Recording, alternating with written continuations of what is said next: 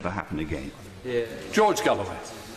Men can't tell tales, Mr. Deputy Speaker, and Dr. David Kelly isn't here to answer what I believe were several unwarranted interpretations of events surrounding him given by the Right Honourable gentleman who has just spoken. The words of Lord Hurd that the circumstance we now find ourselves in is a scandal is one compounded by the acres of empty green benches all around us today. There are some 30 members of the House present. There are some 7 members of the Labour Party which took us into the war, and most of those were resolute opponents of the war. And another is in the dock in the inquiry, and I'll come to him later. The Schleswig-Holstein question took a long time, but that's because nobody knew the answer. Everybody knows the answer to the question why Sir John Chilcot has come forward a week before our debate, when he knew that it was on the order paper, to tell us that this inquiry will not report before the general election. Everybody knows the answer to that. However much flannel is pulled around it, it is to avoid the fact that the report can only highlight the ironclad consensus that existed at that time between the two front benches. The Prime Minister and his acolytes, only one of whom has the courage to be here today, and the leaders of the opposition.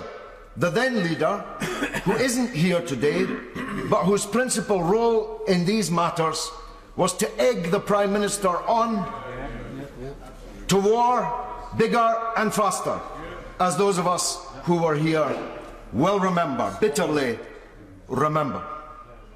I declare an interest, Mr. Deputy Speaker. I am the maker of the film The Killings of Tony Blair, which will be out soon and will no doubt hugely benefit the board. But I have many other interests of a non-pecuniary nature in this, because like some of my friends who are not so gullible as the highly expensively educated Right Honourable gentleman who's just spoken, we did not look into the Bambi eyes of the then, I'm talking about his university. I probably helped to pay for it. Of course. Just for the record, I went to a secondary modern school. But you went to an expensive university that the rest of us paid for. The Right Honourable gentleman says, and many others now say, that they gazed into the Bambi eyes of the then Prime Minister Tony Blair, and he was their Prime Minister. What could they do except follow him over the cliff? What kind of parliamentarian takes such an approach? Because somebody tells you something is true, you must follow them, when the consequences were easily predictable, were predicted by millions of ordinary citizens out in our streets, without the benefit of that education, without the benefit of a seat in this House. What kind of parliamentarian is a question I want to concentrate on, because I could talk for hours, and usually do, regularly do, about what this has all cost the people of Iraq, the people of the wider region. But I want to concentrate on what it has cost us, and I don't mean financially either.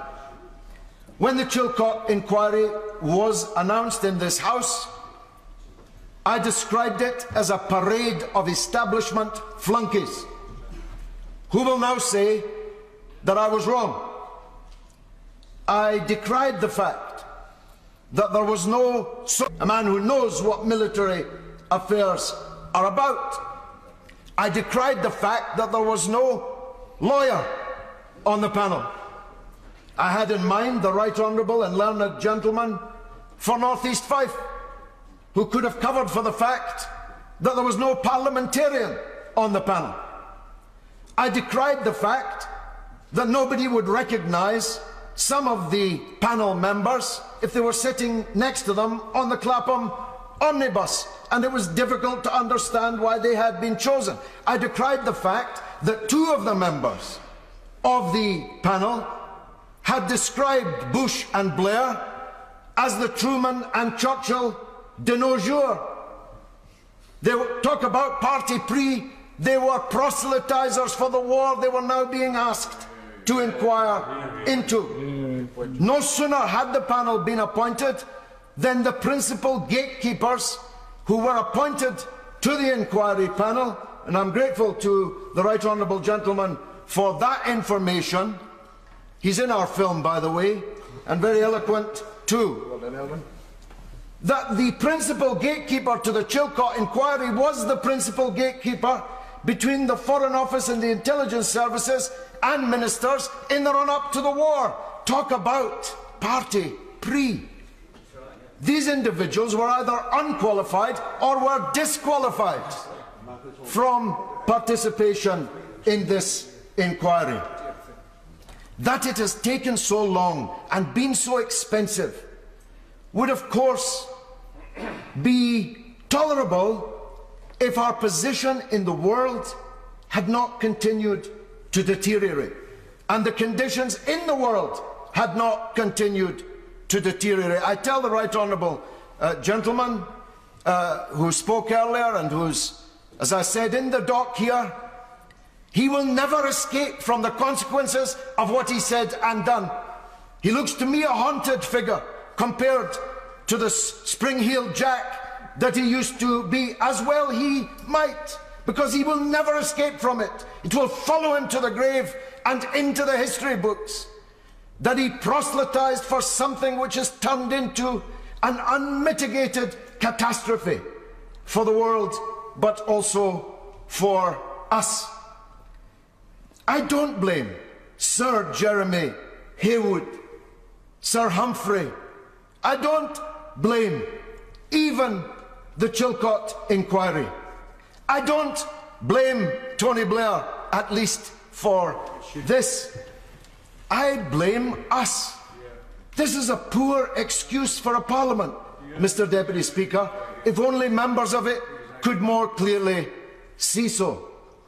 It is a poor excuse for a parliament that sets up an inquiry, funds an inquiry, and then says 3 parliaments on, as the former Defence Secretary said, 3 parliaments on, we might, who knows when, we might get the fruits of that inquiry. This is Pontius Pilate. This is washing our hands of something which is bleeding us at home and abroad. What do I mean? I mean this, Mr. Deputy Speaker. This has cost us millions, yes. It's cost us 6 years, yes.